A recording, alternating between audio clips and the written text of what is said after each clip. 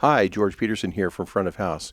We've got a great issue for you this month, starting with our coverage of master composer Hans Zimmer, who brings his spellbinding symphonic magic back on the road, and we chat with FOH engineer Colin Pink about the 247 input experience.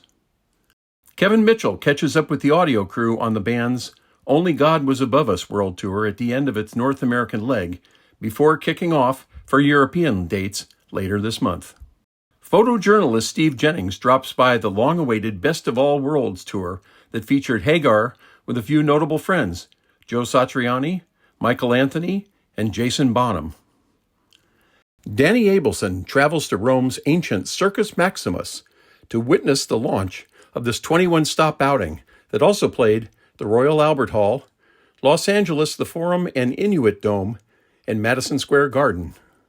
We visit some new arena and stadium installs, all of which are trending towards musicality, vocal intelligibility, and sonic impact to heighten the fan experience.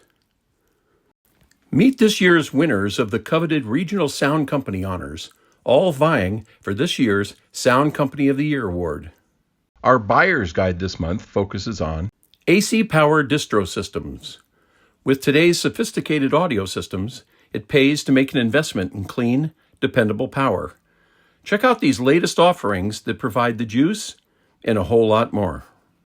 Audio-Technica's latest digital wireless system is scalable to 20 channels and offers high-quality, dependable 2.4 GHz RF performance, and Steve Savanu puts it to the test.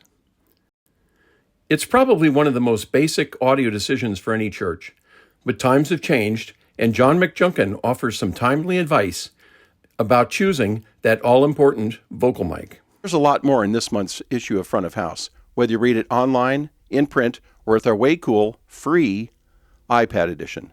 But wherever you go, whatever you do, don't piss off the sound guy.